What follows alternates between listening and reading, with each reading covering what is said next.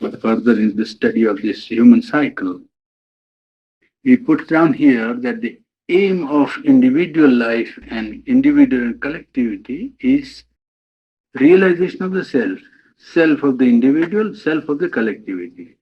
All effort of these two entities, individual and collectivity, are directed or should be directed towards self realization. But when we say self realization, is it only self development, developing faculties only? What do we mean by this self development? And in order to find out what can be the meaning of self realization, we can only take the individual as our beginning point, because for the collectivity is too complex to analyze and to find out the meaning of self realization. Therefore, it says we take the individual as our first step towards finding out what we mean by self realization, because we know most about the individual, and he is also the foundation of the collective life. So both ways, it will be good for us to know what do we mean by self-realization for an individual, because he is the foundation, and it is easier to know more about the individual than about the collectivity, because collectivity is an indirect knowledge of we have only the indirect knowledge of the collectivity. If we take the self of man, we find that it is not only his body. If you take the body, physical existence of man, and you identify, you find that man is not the body. You take man as his life force, the life that is expressing itself in his movements, in his actions, in his thoughts, and so on, while he is more than life. You take thought, the mental movement of man, intellect of man, you find that fullness of bodily existence, fullness of vital or mental life would not be man's full self realization. Man may be satisfied for some time, but he always finds that fullness of physical, vital, or mental life is not his full self realization. Always something is lacking, always something is less than what he would like to be. Well, that is the realization which a man gets. There have been great individuals who have been accepted as incarnations, and they have given some idea of what is self realization for man. What is the realization of man's self? They have shown by their example what is the man's individual man's self in its height. They have come and given their message or their leadership, and the difficulty has been the race has not been able to follow it. The race has not succeeded in following the leadership of these great incarnations. And evolution has been a very slow process from the vegetable kingdom to the animal kingdom, from animal to the human kingdom. It has not proceeded fast enough, and it has not taken advantage of the coming to life of great incarnations who showed to man what was his self-realization. You see, what would be the meaning of self-realization.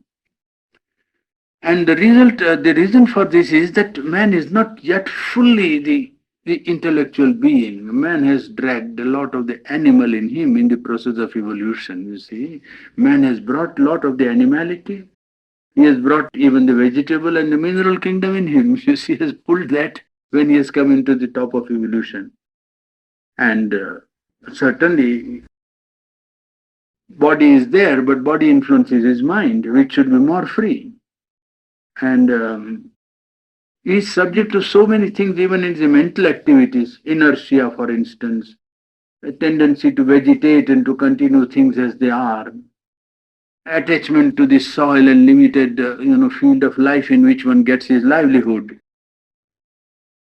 in seeking safety like the animal. You see, first, let us not go in for any adventure or any difficulties, but you see, safety, seeking for safety, or observing only custom like a slave. You say slavery to custom.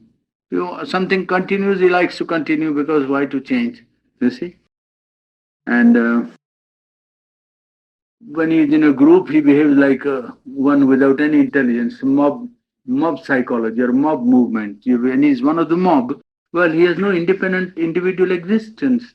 He is subject to impulses of the collective life there, mob, and subconscious suggestions and openness to many lower movements of life, to fear, inability to think, distrust of new things. All these come from his, really speaking, subhuman origin. All these things that are in man are not from the human self that he has attained, but from subhuman level, animal level or vegetable kingdom or mineral kingdom. You see, inertia, all kinds of tamas, all kinds of darkness which holds him back from making a further attempt for progress. Now, you say that no man is a body. It says, all right, you take it and you will see that man cannot permanently identify himself with the body. In fact, identification with the bodily consciousness only is a sign of barbarism. Living in the physical consciousness only is a sign of barbarism. That is barbarism, pure and simple. Identification of the self with the body, physical life, physical strength, physical instincts, well, that is barbarism, really speaking. And man has become already a vital being. He is not now a physical being as he was before when he was primitive. You see, you can see even now the difference in the physical makeup of the Indians and the Americans who are there. Marked difference. I mean, without any study, you can understand that the one is in the more grounded on the physical, the other is on the vital and mental. It is difference is very clear. Now, here he says that man has already come to the vital. And education is being given on a large scale, free and compulsory. And it is changing man from vital being into mental being, at least trying to change. It has not yet fully succeeded, but it is trying to change man from the vital to the mental being. And then man has in him, above intellectual capacity and reasoning power, he has also moral faculty and aesthetic capacity, capacity for art and enjoyment of beauty, and capacity for moral values in life, which he well creates and follows. He creates moral values, he creates aesthetic values, and tries to embody them in life. In fact, the Greek culture was such a culture, and still it did not last because it was surrounded by barbarians. And it indirectly shows that civilization should be really for all people, because if it is only for a minority, it is not safe from the majority of barbarians who will be around surrounding it, is it not? So that civilization should be widespread for everyone. If you have a civilization which is a prerogative of the minority, you will find that it is not safe because the majority is uncivilized and they wouldn't tolerate a superior minority for a long time unless whatever minority has got slowly percolates into the majority. And he gives the instance of Greco-Roman culture, which perished, he says, from within and from without, from inside and from outside, by flood of Teutonic barbarism. The Teutons attacked, you see, the Roman Empire, and the Romans attacked the Greeks, you see. And within, by loss of vitality, the Romans lost their vitality by becoming too luxurious and too given up to enjoyment and pleasures of life, and enjoyment of their victory of having an empire. And it was followed by Christianity, but Christianity was anti-intellectual in the beginning. You see, it was not. It always discouraged any free intellectual movement. It always said you must work, mind must work within the framework of the Bible, and the Bible was interpreted by them again. You see, in Christianity in the beginning was anti-intellectual, and afterward the Arabs who brought scientific and scientific information and philosophic inquiry and other literary, currents to West. Today, fortunately, man would not be overcome by barbarians because he has got scientific instruments to support him. Today, 10,000 or 20,000, you know, unarmed barbarians or armed barbarians cannot work against even half a dozen, Europeanized men who have machine guns at their command. If there is a machine gun, you need not be afraid of 5,000 people because you can mow them down. So today there is no fear of the man being overcome by barbarians because of the scientific support which he has attained. Weapons of organization and aggression and self-defense are such that barbarous people with barbarians cannot succeed. But science has tended to create materialism and confined its knowledge to the physical world. This is one severe limitation of scientific attitude, that it always tries to confine all knowledge to the physical field. That don't try to go beyond. They say nothing else exists. They begin with that, axiom. Why do you want to search anything? There is nothing else. See, they don't say that we limit our field. They say that really there is nothing else to be known. This is the most wonderful, action with which they start. Well, man is now not equated to his body. There is intelligence, there is scientific intellectuality, and mind is turning its gaze on the vital in the physical world or physical frame to life and to matter. Mind is trying to study life, to study matter. And the thinker and the scientist are trying to master the forces of material nature. Life and matter are the basis of this attitude. Life and body have to be exceeded if you want to know what is the self. The idea is how to find out or what is the meaning of self realization to man. He says life and body have to be exceeded, but they have also to be utilized and perfected. It is not when you say that you have to be more than your body, you have to neglect the body. When one says that you must not be confined to the vital being, it is not that you have to reject life or vital being. They have to be utilized and perfected in a scheme of self realization. Philosophy, science, art, poetry have all suffered by the scientific attitude and outlook because they have not been able to confine themselves to the physical world. And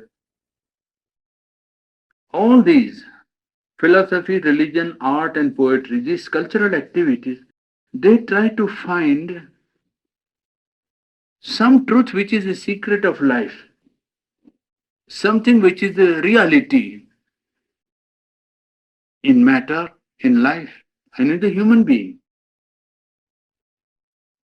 And indirectly, science has encouraged another kind of barbarism, not only created a field for materialism, favorable to materialism, but it has created another kind of barbarism.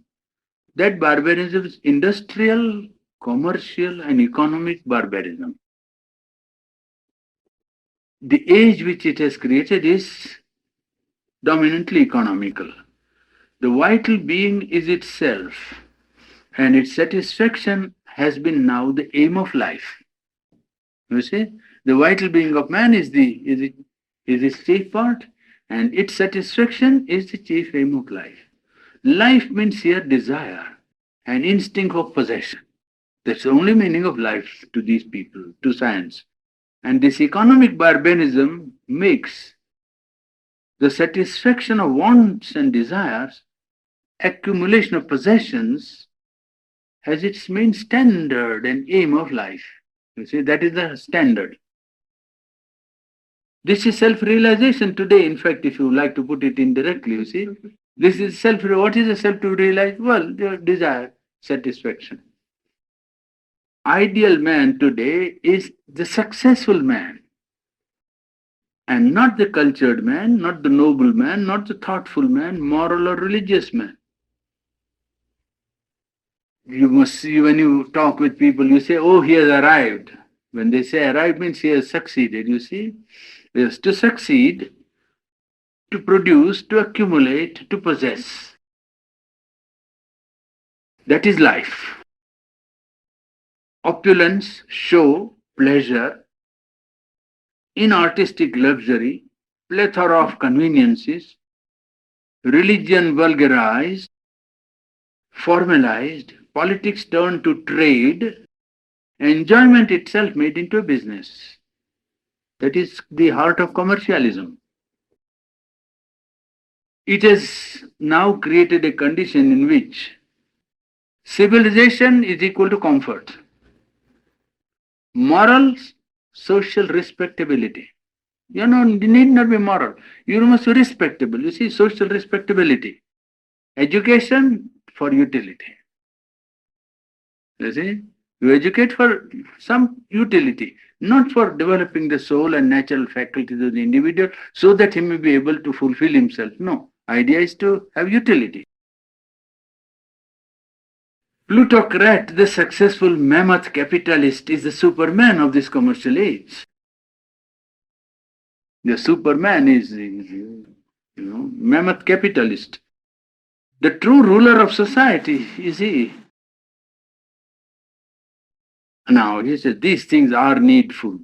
Nobody says that you must not have convenience of life or scientific progress or industrial organization. These things are needful, but they must serve the mind of man. They must serve the cause of truth, good and beauty. Otherwise, they are just hampering the self-realization of man. In the next chapter, he is trying to work out the same idea of self-realization. That if you watch nature, as we have done in Life Divine, nature starts from matter and slowly, gradually, after millions of years, develops life. Releases crude material of mind in life itself. In the insect world, in the animal world, the mental being is already trying to be active. And then nature turns the mind upon itself, life and matter, and she develops intelligent will in the creature. Will which is charged with intellect, intellectual will or intelligent will. So you can say atoms and elements organize matter, plant develops the living being, the animal prepares the crude material of mind, and man is the fourth term of evolution in whom the possibility of self-knowledge and self-control comes to the front. Go back to the creation, go back to the universe, and you find that in the lower kingdoms there is no possibility of self-realization because there is no possibility of self-knowledge. Cannot know the self.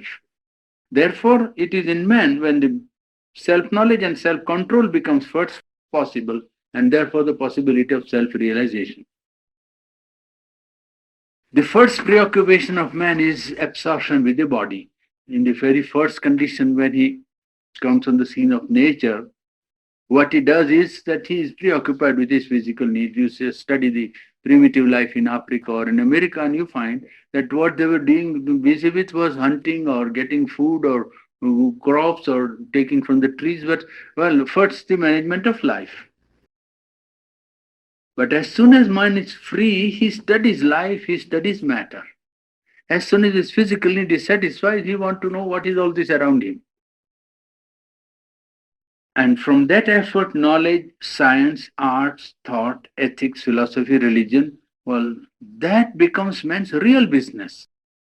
As soon as his physical existence is assured or he meets the needs of his body, man at once occupies himself to this real business of acquiring knowledge, progress in science, art, thinking, ethics, philosophy, religion.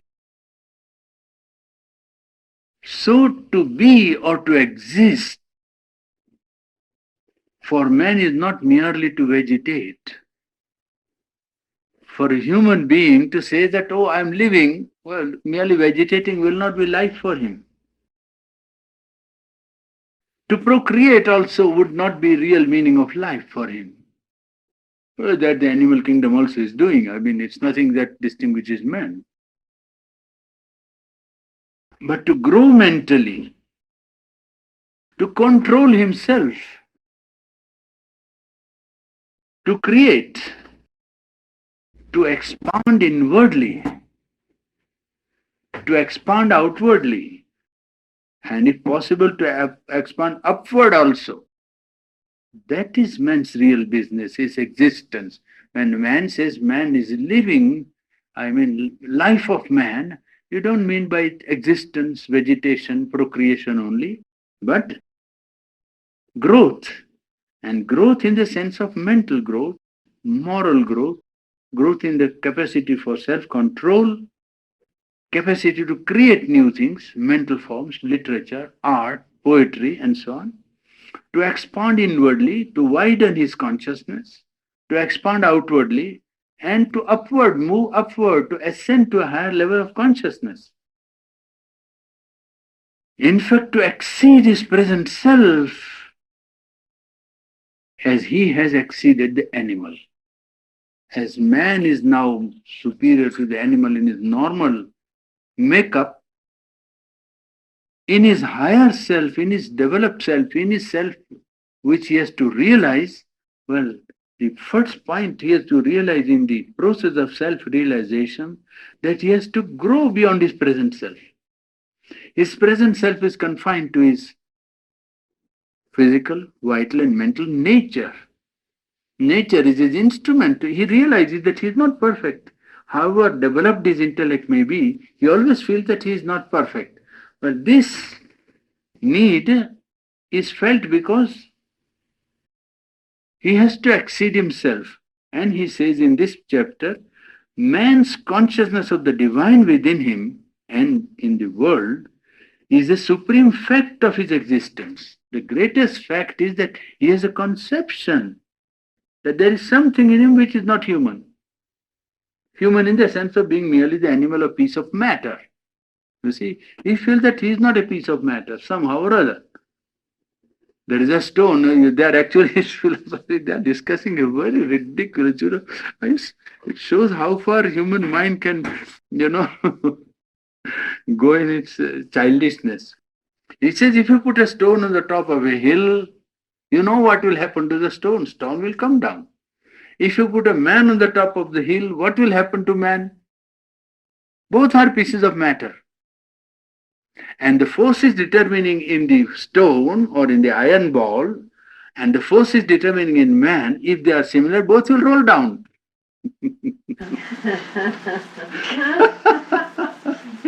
Really. You see, it shows how far you can adopt an artificial attitude and go on trying to be to weave webs of thought and abstraction. You see, now here you see clear thinking. This is thought, this is understanding, this is mind working in its purity. That is mind limited by scientific outline, saying, "Let me not look beyond this." That is not mind. Mind is an independent instrument. Mind is not something matter. Well, if you don't realize that much, you will always go on round and round and round, arguing ad infinitum without knowing what you are talking about. Yes. Now here, consciousness of the divine within himself and the world is a supreme fact. This is, how did the fact come? You say man should not have thought. Yes, but why did he think? You cannot think about something which is not. This is one aspect which Mother has given in one of her talks. That when you say something is not, it means it is somewhere. It is not means not here. It is not here, but it is somewhere, otherwise you wouldn't have even got the thought. There it exists. You see, such a thing is non-existent. But when you say non-existent, mean non-existence here, right before you, or in this world, or in these conditions. But it is somewhere. Otherwise, how did you get it? If it was not, you wouldn't have got it. This great fact of existence is consciousness of man. One, first primal fact. World would not be but for consciousness. That is one. Second thing, that this consciousness got a conception of the divine. Even the primitive barbarian African and the Indian felt there was a spirit. They communicated with it. Witch doctor was there or whatever was there, but they knew that more than something physical is there. Now that is a fact. It is no denying this fact because you don't see it as they saw or you don't feel it as they felt. is a fact of his existence, and to grow into it may be very well the intention of his nature. That man should grow into the divine of whom he has got the concept or the idea shows that that is the direction in which he might have to grow. There, in that direction lies his self-realization. Man needs to be integral, not limited to one aspect of himself, and to exceed himself too. He must have a total development and a chance or a possibility of exceeding his present, constitution. And this he must do individually and collectively. This process of growing into his integrality and his self that is above his present self, this has to be done by the individual and the collective. Integrality and self exceeding are the meaning of his existence. He must become integrally and he must exceed his present formula. When we come to the point of collective life, then our attention is drawn to culture. Now, what do we mean by culture? When the human being lives the mental life for the sake of mind only, then he creates culture. You see? Mind working for its own sake, mental life for its own sake, for the sake of the intellectual being, ethical being or moral being working for its own satisfaction, creates culture. Aesthetic being, artistic being, trying to live and create for its own self, creates culture. Culture is created by the mental life of man, intellectual life, that is to say, aesthetic life and moral life. Ethical, aesthetic, and intellectual life, lived for its own sake, creates culture, generally in a collective life. But when we say intellect, it is not only logical mind or rationality or rational mind only. In the intellect itself, also, intuition works very often. And it gives greater truth than reason. The sense of right from within that comes to man is sometimes superior to the scheme of virtues which moralists try to give him. You see? Moralists try to give virtues, the arrangement or a scheme of virtues in which man has to grow into his moral stature. But a fundamentally instinctive, intuitive sense, a psychic sense of right, is more correct than the code of morality given to him by moralist or ethical, ethics. Beauty is more profound than his imagination and artistic sense.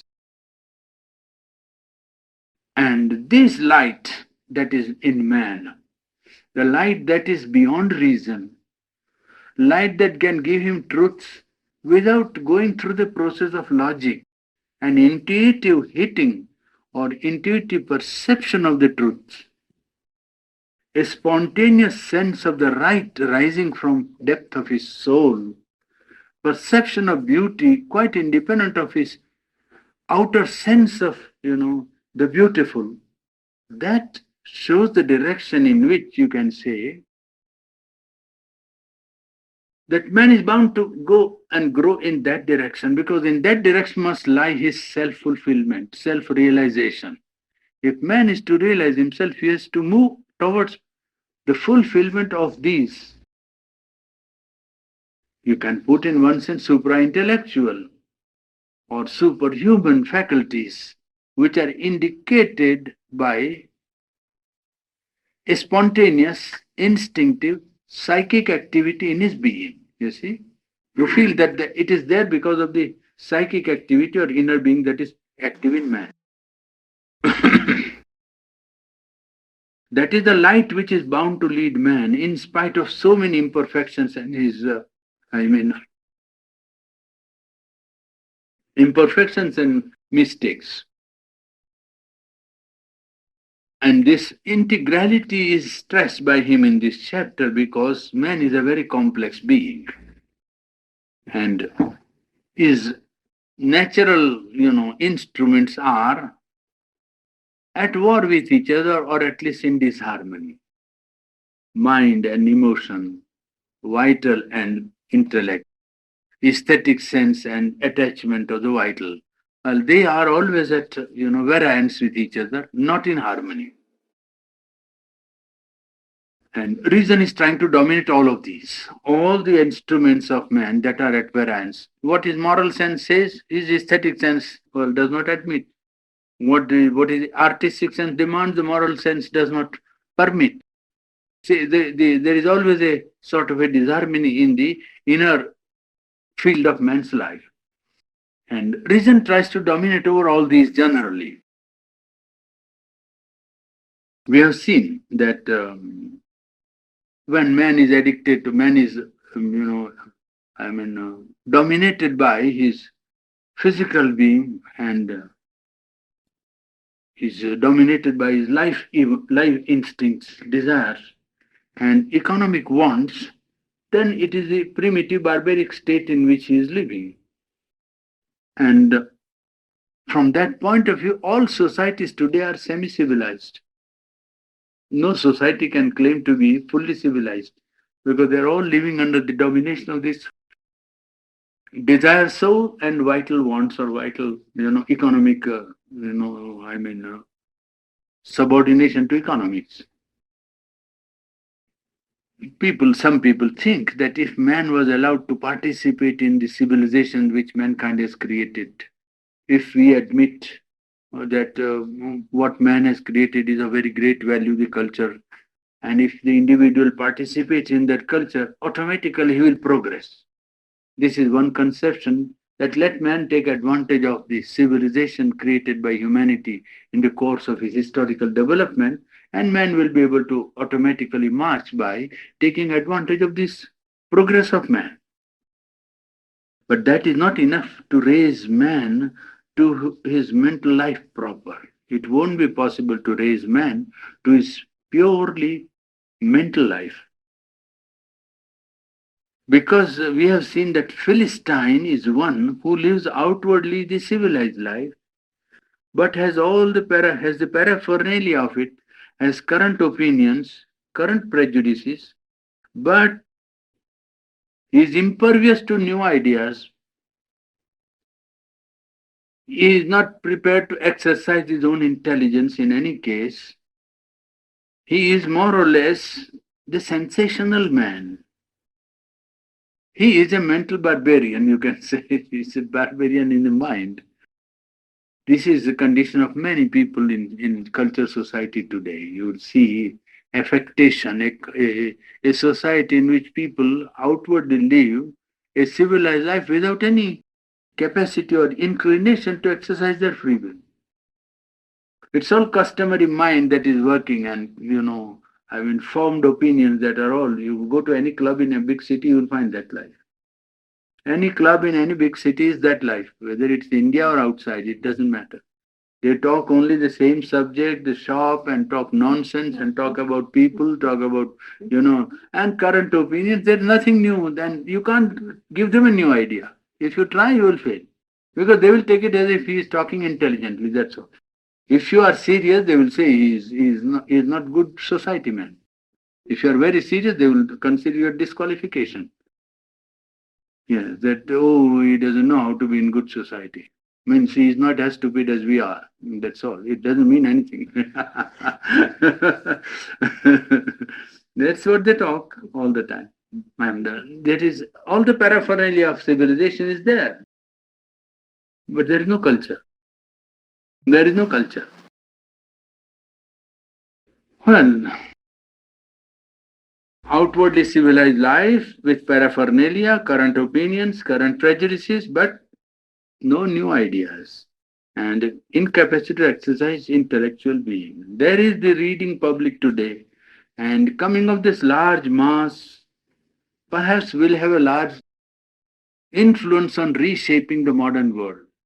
The mass of people who are reading now might ultimately make a difference in the creation of the new cultures that might come to humanity, you see. And the large mass of people might make themselves felt, perhaps because the reading is being now taken up on a large scale. And this responsive, active man, I mean mass responds to some intellectual, ideas in the atmosphere. And this responsive, active mass action has rendered the rise of Lenin, Hitler, and Mussolini possible. Their success was due to the mass. You see, the mass standing either neutral or for them. If you look carefully, commercialism is still the heart of modern culture, modern civilization. Sensational activism, activity not founded on some quiet, firm resolution or a great ideal conceived in, with a clarity and followed sincerely and patiently and peacefully. No. Sensational activism. All the time we must be active. You must not, they would say, oh, he's dull, he's slow. To the man who is self controlled and not agitated easily or not sensationally active, they will feel he's dull, he's slow. But their activity is disturbance, more or less a vital disturbance or a nervous disturbance very often. You see? Sensational activism is the driving force of modern masses, modern man. He requires to be amused. Modern man requires to be stimulated. And the unfortunate result has been cheapening of thought, cheapening of art, cheapening of literature. Everything must become cheap, you see, and loses its. Some of them actually complain about Sharunda's style. They say that, oh, it must have been written in a very simple style. It should have been very simple. I said, yes, it should have been a shop language, perhaps. I don't know. I wonder if he had written in that language, how many would have, first of all, followed him. All the claim that if it was simple, people would follow is only an argument not to follow, I tell you. It is not true. Oh, if it was written simple and if you understood it, we would have followed it, not the least. It doesn't follow at all. It is only an excuse for not understanding and not doing anything. That's all. Is the idea that everything should be understood by everybody or all great people must make an effort to be understood by the most undeveloped man is a demand which I think requires that there should be no development. That's all it means. Instead of asking the undeveloped man to rise to the capacity of understanding something great, it is no use asking somebody who has his own style to say that you must come down to the last man, otherwise, what's the good? But the last man must try to walk some few steps upwards also. He must move up a little. If he doesn't move up there, everything is brought down to him. He will only pull down to his own level and never rise. He will never rise. You must make him feel that he has to rise. And this you can make him feel by making him see that there is something worth his attention. That if he makes an upward effort, he will be rewarded. You see, his labor will not be wasted. If he cultivates his mind, concentrates his attention, develops his intellect, and if he reads life divine, it might change his life. But if I bring life divine to his common level by saying that Shivananda has a very simple message to say, very simple. And I simplified it for several people. They were always telling that, oh, it's very difficult. I said, not at all. It's the simplest message conceivable. There is no simpler message than that. And when you reduce to simple things, people say, oh, that we know. That's all they will say. That we know. So they will say that we know. When really they don't know. You see? They really don't know. That we know means we can't follow or we don't want to follow. It doesn't matter. The higher mental life today is democratized, activized. This has good results and bad results. Because today any great thought or a great knowledge can have a hearing of the large mass, can go to the simplest and the common man. Mass of men who think and strive seriously to appreciate and know is gradually increasing and has increased enormously. That is an advantage. And when you bring it down to them, probably they don't appreciate it as they ought to. That's a disadvantage. You see, if you carry a great thing to people who have no appreciation of it, well, it ceases to be appreciated fully. And next chapter, he takes up the question of culture. Aesthetic and ethical culture, that is the subject matter. And he begins by saying, first, what is not culture? Instead of defining culture positively, he takes up the explanation negatively. Purely physical life, lived for the sake of the body, unintellectualized vital life, crude economical life, grossly domestic life, money getting only, procreation, maintenance of life is not culture. Two things, physical life and unintellectual vital life, with all the detail. That is not culture. Thirdly, to live the practical and dynamic activity, live in the practical and dynamic activity or conventional conduct, customary ideas is not culture. A society following such a rule of life may be vigorous, may be decent, may be well ordered, may be outwardly religious, but it is a Philistine society. You see, now he gives a clear understanding of what is culture. Yes. Not to live principally in the activities of the sense mind, but in the activities of knowledge, wide intellectual curiosity, enlightened will would be some ideal of culture, would be an ideal of culture. Societies governed not by knowledge, truth, and beauty, high ideals, but gross vital commercial view are not cultured. European civilization of the 19th century, though triumphant and having development of science, is inferior as culture to ancient Athens and to Italy of the Renaissance, to ancient classical India. Why? Because they were defective in the old cultures were defective in scientific knowledge and in social organization. The Greek and the Indian and the Italian Renaissance period. They were defective in scientific knowledge and social organization, but they were more advanced in the art of life. They knew more about the art of life. They aimed more powerfully at some clear ideal of human perfection. There is no clear ideal of human perfection today. Go on getting money, yes, that's all right, but for what? They had a clear idea. Right ethical culture, righteousness, right worship, right doing, but innocent of knowledge, careless of knowledge, indifferent to beauty.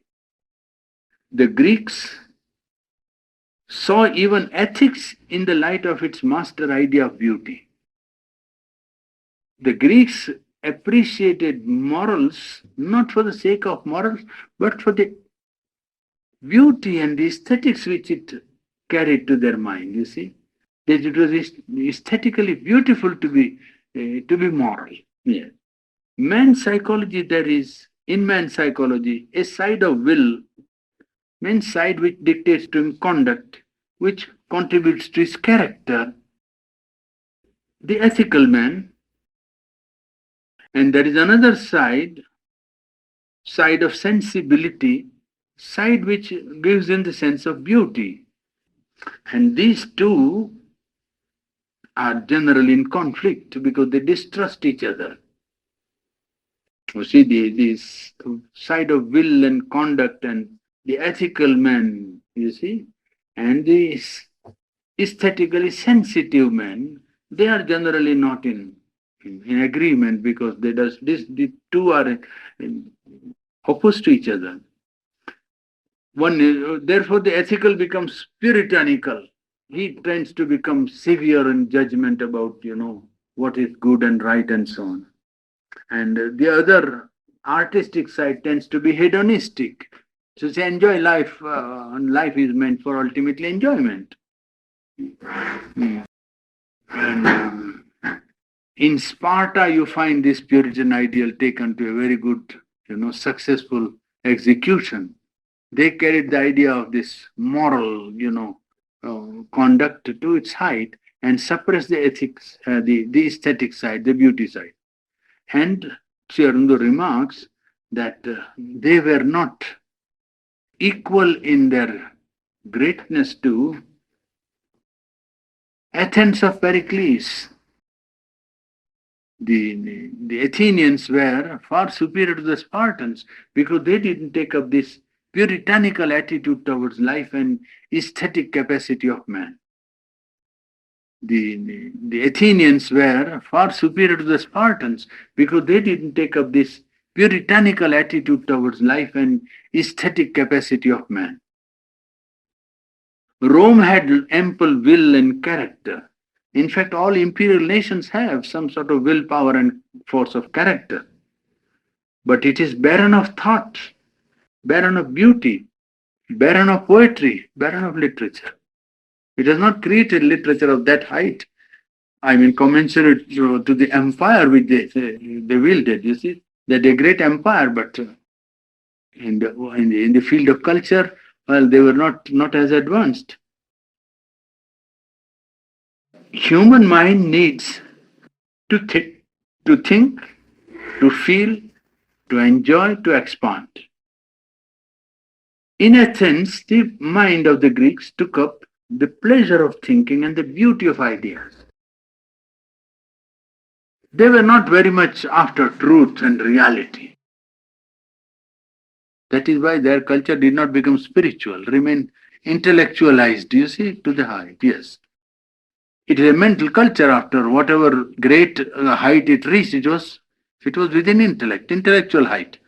Because for them it was the pleasure of thinking and beauty of ideas, not a seeking for reality and truth for its own sake. Religion to Athens also was a religion of beauty, an occasion for pleasure, ritual, festival, artistic enjoyment. You see, it was an occasion for some expression of beauty rather than to see the beauty of life, feel the beauty of life, enjoy the beauty of life. But this aesthetic view of life alone is not sufficient and is shown by the examples of Greece and Italy of the Renaissance. In the Renaissance, we had ample creation of art, poetry, and beauty. As ethical impulse is not enough, so the aesthetic impulse is not enough to create a perfect culture. Ethics gives will, character, self-discipline, and self-mastery. Ethical and in aesthetic are two powerful elements in any culture. But will, character, self-discipline are the first conditions for human perfection. Aesthetic is equally indispensable because it leads one to the capacity for enjoyment, and it must lead to the enjoyment of truth, enjoyment of power, enjoyment of beauty, enjoyment of delight. These two bring into human life two elements of the ultimate reality.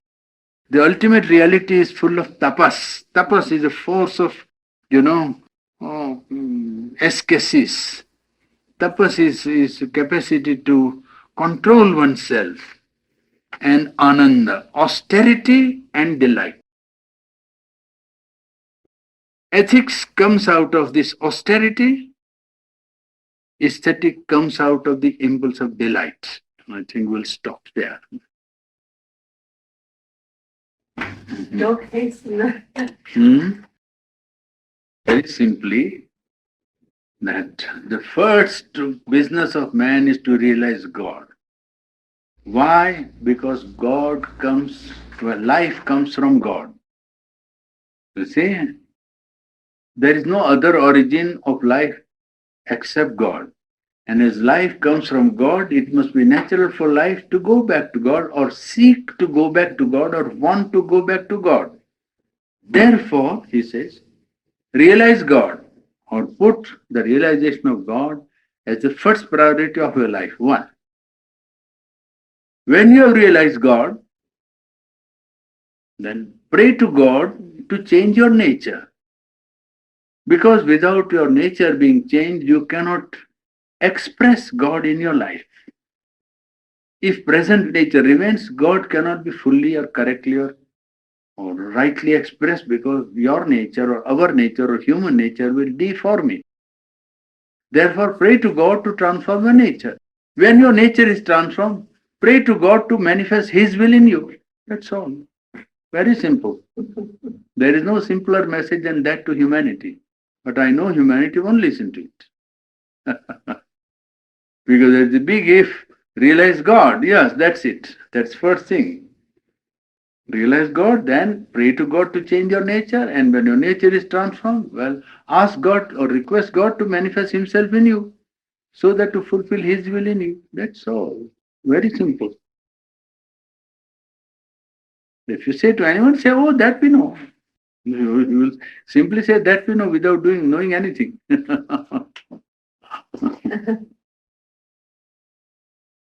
Your house, what do you call it? India house, I think, the best part.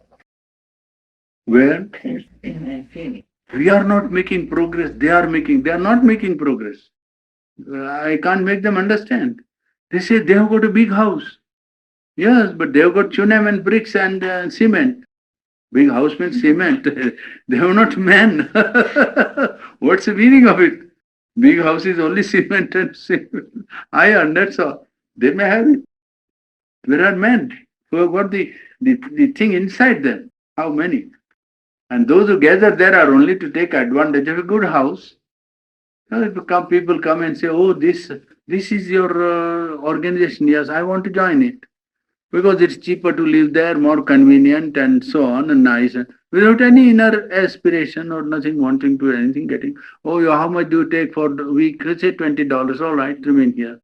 So he gets $20. He gets 20 a house for $20 a week for cheaper price. Oh, we get on. It's business, isn't it? It's a good business. If you have 10 rooms or 5 rooms built like that with some people's donation or collections, subscription or regular fees, then you got 5 apartments and with conveniences of modern things. So anybody comes here, you can remain 1 week, $30, $28, $25, $50 according to your place and necessity. You get money, he gets convenience, nothing is done, it's all right. What is done? What change is brought about in human nature? In the structure of life or in the structure of individual life or collective life. That is important. The rest is not important. You can have a big Taj Mahal hotel here, a big hotel with 500 rooms and so on. There are organizations where you have, 100 rooms, hundreds of rooms. You can get lost in a hotel in Tokyo. Well, Shrikali, I should be asking you questions instead of saying things, but I often watch the university students near the campus of the big state university in Berkeley. Hmm. And the state gives them the cheapest possible education you can give them. And some of those students are very, very poor. And they get grants from the student funds, and people get interested in them privately too. And they earn scholarships, and they work terribly hard, and they put themselves through university. And there are thousands of students working, young men and women doing that, working terribly hard, and really breaking their health to do it. Well, I think I think that's true of a great many places. Yes, yes, and this vast, awakening of mind and making available, thoughts to them at a very cheap price and more convenience and so on, will awaken a capacity to understand great things. That's an advantage. It's a good thing that mind is worked, and mental consciousness and curiosity is awakened. It is a very good, omen. It's a good sign. If that ultimately leads man to seek what is he for, what is his function, what is his fulfillment, what is his realization, well, that would be good. Because more people, when they become intelligent, even in ordinary walk of life, they will try to think. They will try to think, what do we do, why do we do, what should we do, and they will change. That is the way to change. You see, the awakening of mental life to the purpose of life. You see, it will slowly bring before them the necessity of seeking the purpose of life.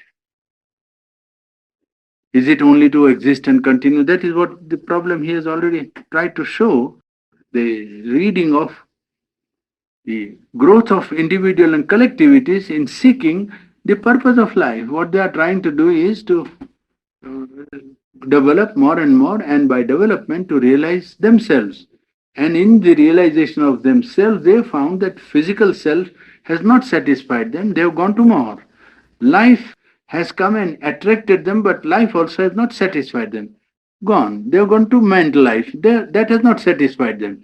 And you see, there are faculties which, if stressed, like moral faculty, aesthetic faculty, self control, understanding, intelligence, progress, thinking, if they are awakened, then he will be seeking the truth, he will be following the good, he will be trying to understand or appreciate beauty. Well, in that direction lies his fulfillment. He's showing the line of fulfillment that man has been pursuing, not straight, with ups and downs. But this realization has gone home to him that he is not a physical being only. And bodily wants will not satisfy him. As soon as that is done, he takes up those cultural movements in individual life and collective life both. And culture consists not in accumulation of things.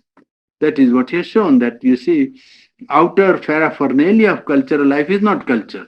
It's the inner development of the individual and awakening of the social conscience which will put greater values, higher values at their proper height and not allow lower values to dominate. That is a sign of a cultured society or cultured collectivity. So he's showing by actual process of observation of growth of collective life during last 2000 years, how this idea of self realization of the individual and group or collective life has been progressing and has led up to the domination of reason today and in the creation of economic society, which is today the condition of our cultural life.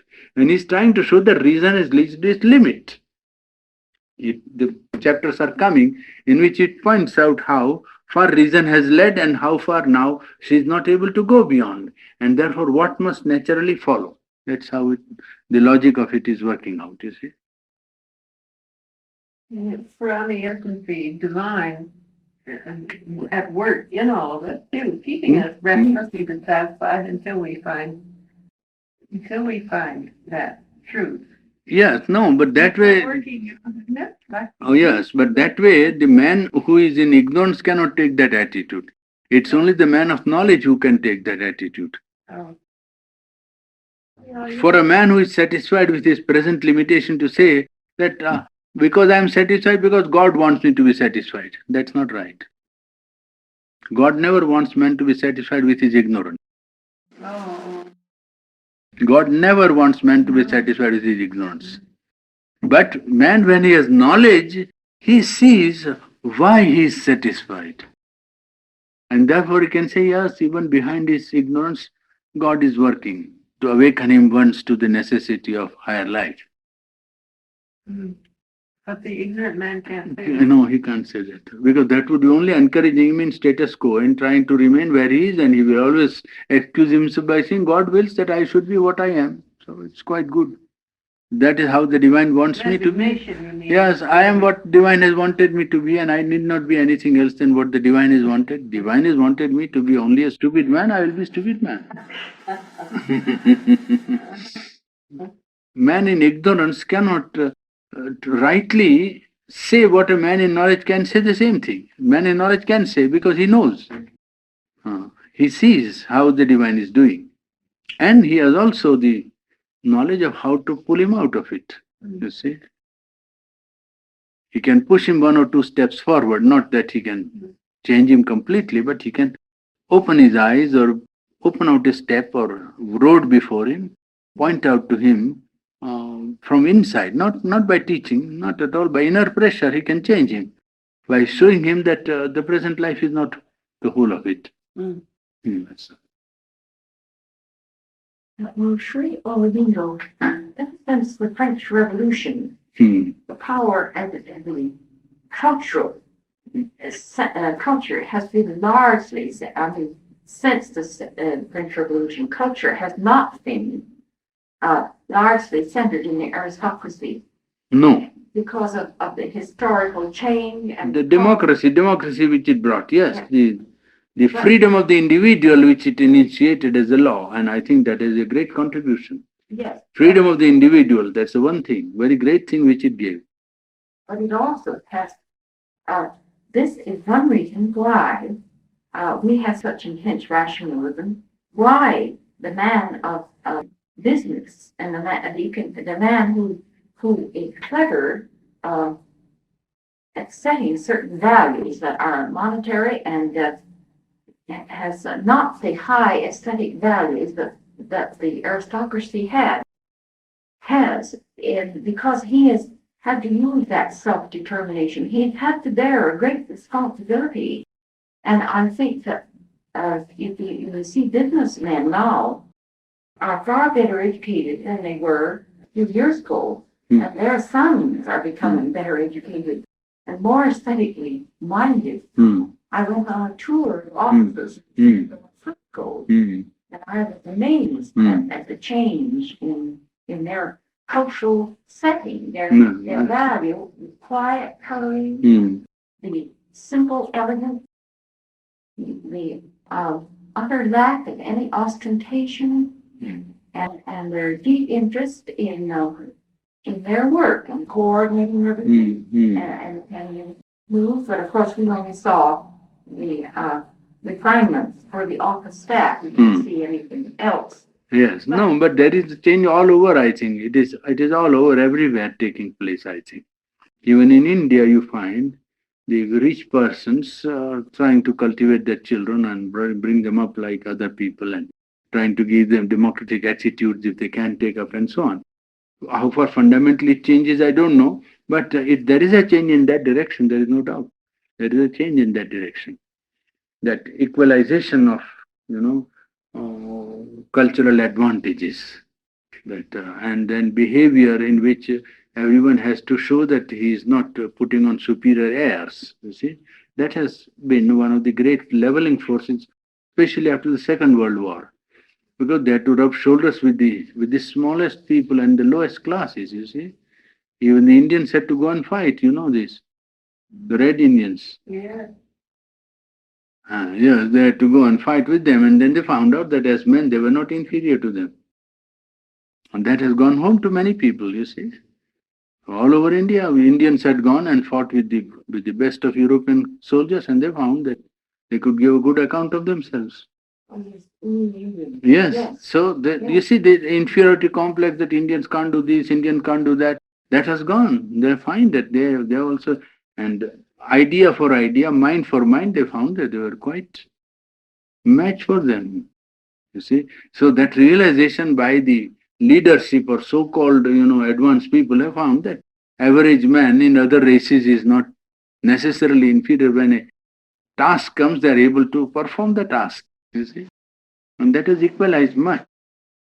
And yet much is to be done. It is like that the progress will be attained. You see, when the higher power begins to press, it does not press upon one or two individuals, but on the whole belt of life.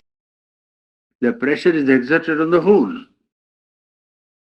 And the bringing down of the higher power, one of the results would be this equalization, democratic tendency, freedom of man, unity of mankind, and divinity of human soul. That is bound to come. Slowly, gradually, first, freedom of man, because man is sacrosanct, man is the center of divinity. Therefore, freedom, unity of mankind, divinity of man. These are bound to come gradually to be recognized and followed more and more. Because that is the pressure of the power, you see.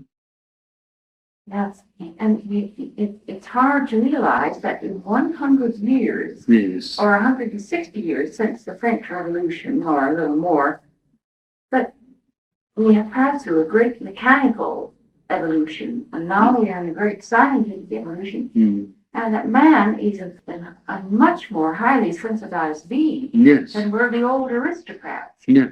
So some of those were very Not only that, what the old aristocrats or some of the old kings could not have, the most common man has. No.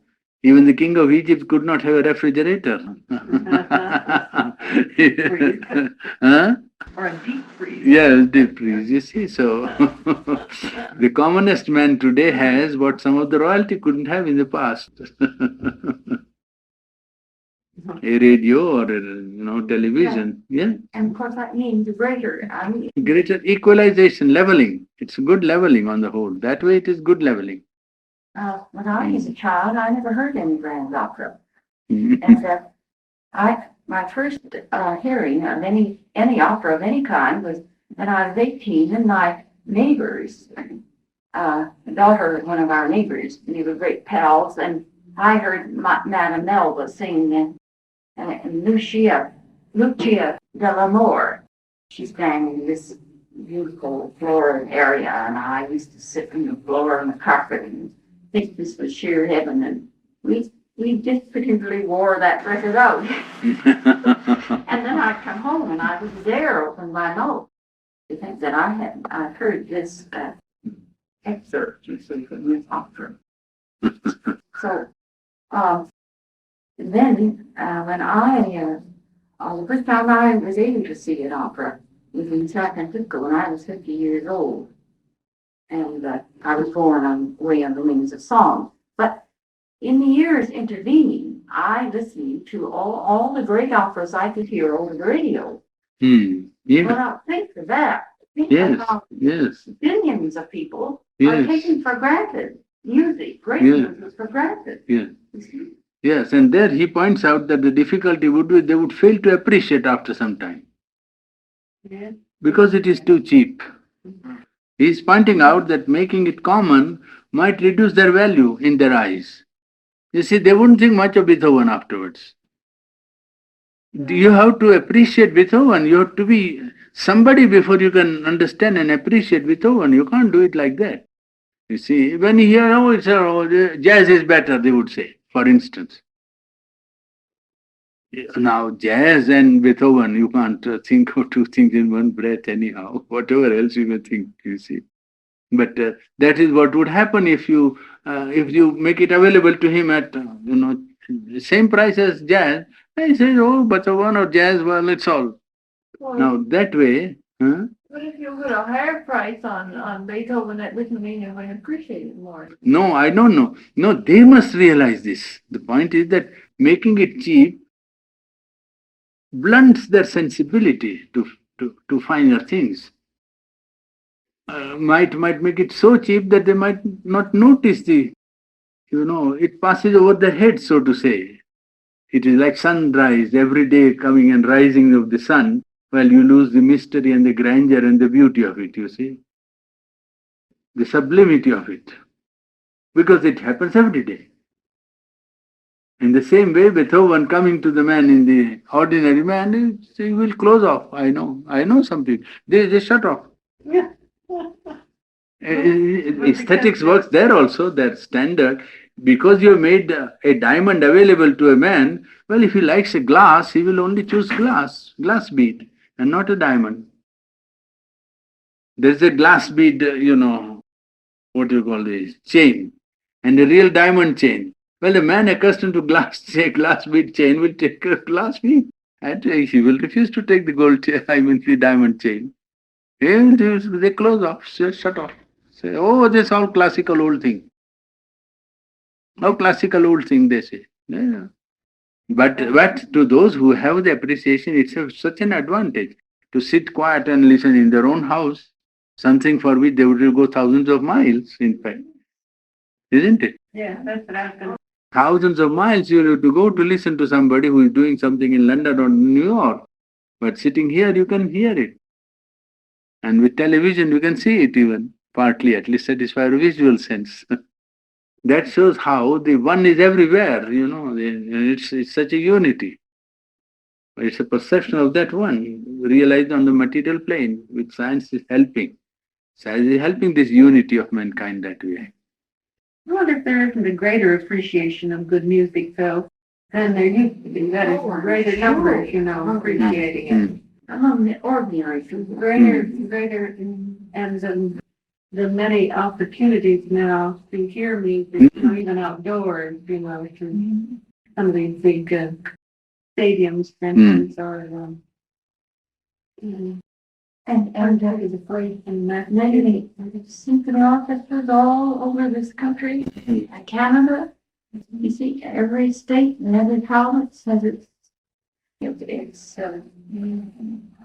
well, they have a very good orchestra, and it's supported in public colonies and grants.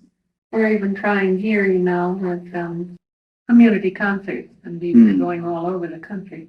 I mean, gradually bringing up the opportunity to hear good music, and with that opportunity comes greater interest, I think, to many people, don't you think? Some people, well, it is the children haven't got to struggle through the vast unknown, and so they have become very familiar with things by the ear anyway. And then if they take a notion to, they can really sit down and study intellectually if they want to. But it isn't as vast unknown, see, the way it was at least 30 to 40 years ago. I was 20 when I first heard the radio. Now think of these children. What they see again. Some of it's pretty awful, too. Mm. Some of it's kind of terrible, too. I think with shooting and killing and murders. I think if you're on the right and remain on the level is not too high. Feeling you get in any typical club, anywhere. That's right.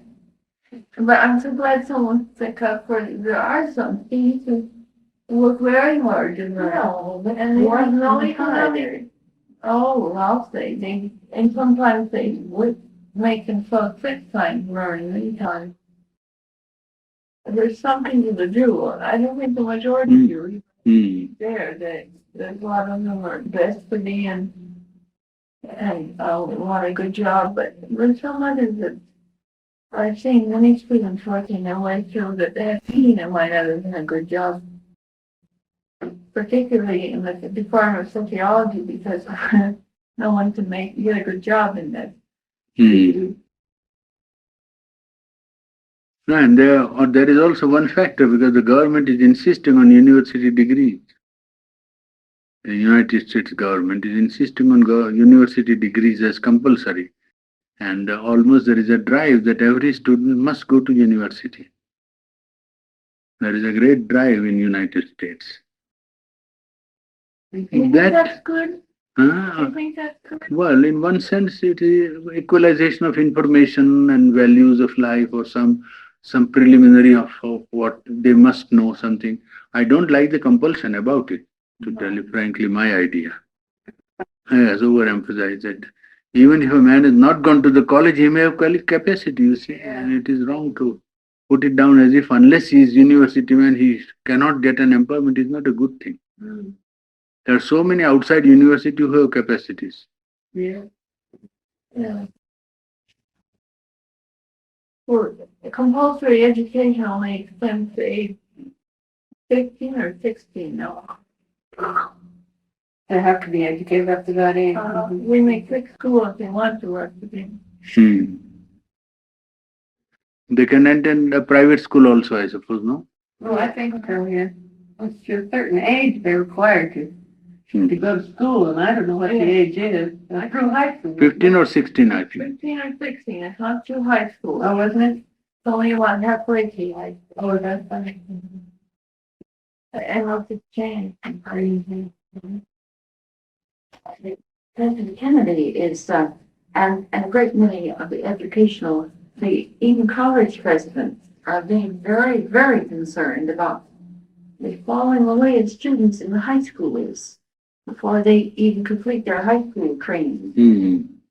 And the terrible backlog of uneducated men and young boys and girls that will have to fall into manual labor, and there won't be manual labor for them to do. And the terrible waste. I heard Mrs. Roosevelt speak in the gymnasium of the University of California, and she came back from Russia, and she said it was appalling to see the difference there and the difference here between the way they made their young people go to school and they made them work. She said, we waste human beings here. We just wasting, but she said they don't there. They're starting with their children who 6 months old and training them on and putting them in beautiful nurseries and the personnel around these children, carefully chosen. And she said that they give their children everything, even if they have to starve themselves. And then they're graded usually. The best go on to university. And some are put to manual resolution, having much of intellectual capacity, but I don't say that's the best system, but I do say that there is a great collective sense of responsibility coming in education, and all more or less, not only in a cultural sense, but a moral sense of responsibility to give the rising generations opportunity. They must have done good work in big cities, I think, in Russia. I don't know about the outline. Yes, outlying, I don't know. They couldn't have tackled such a big country all at once. It's very difficult. And life is not very cheap there, very costly.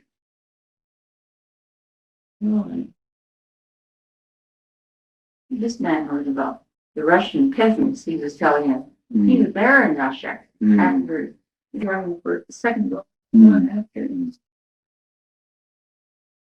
No, they have advanced a lot, there's no doubt. They have made a very great advance in equalizing conditions of economic life. Is there any connection between the ashram and some individuals in Russia now or some group? There is a connection in the sense that Russians came there to demonstrate, physical culture as you saw in the film. And I think that there is some bulletins being sent to Russia. The physical culture bulletin is being sent to Russia. And latest what I heard was that some Russian were translating Shendo's works, some of the works, if not all the works, but some works were being translated in Russian. But I'm not quite sure about the information being, now correct. You see, it was when I was there, when I left India, that's what I was hearing. But I want to be sure that it is being done. I know the ambassador, and I might ask him if he wants me to go there. I might go on my way back, but it would be too long a trip, I'm afraid. If they arrange in such a way as to give me facility for air transport, then I don't mind going 5 or 10 days like that, with a program made up to meet organizations and individuals of, university groups and so on, academic groups. Otherwise, I don't want to go for sake of going. I'm not interested in traveling. I will write to them after some time, in November or so, ask the ambassador if he wants me. Because I don't know any individual there. But if he thinks that he can try to create interest in some groups that he knows, then we can meet.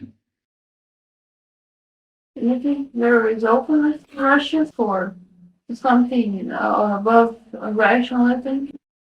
There is now opening after this revolt against Stalin's worship, you see. After this, recently, that is to say, a little opening is there, and now they find that, other people have something to say about, things which they don't understand and don't admit or grant. So as government, they won't grant, but they don't want to prevent people from I mean, ventilating their ideas about something that is supra-rational, you see. You think there's more opening here than there In in the here, United States than oh in yes, Russia? far more, I think so. I should think so.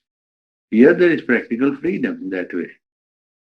Well, there's practical freedom, but there's a lot of Oh, yes, there is no opening in the man, but that is not government's fault. There the government won't give you opening. There the government wouldn't like to encourage you. But it doesn't oppose you as it used to do before. It wouldn't say no to you or wouldn't say that such a meeting should not be held. They wouldn't tell you, they would tell the Russians, you see. They wouldn't tell you anything. They would simply tell the Russians, what is this nonsense you are doing? So they will say, yes, yes, sir, we shall come and talk and let us meet in a house and so on. They will not say that we can't do a public meeting and so on, you see. That's the government pressure is like that. But that's what they were doing. Now they are doing less. Only in politics, only in capitalist country or somebody who is known to be, they will try to control. But otherwise they will allow general exposition, intellectual exposition of something which they don't admit as true or real. They will not mind. They will say that, all right, let him talk.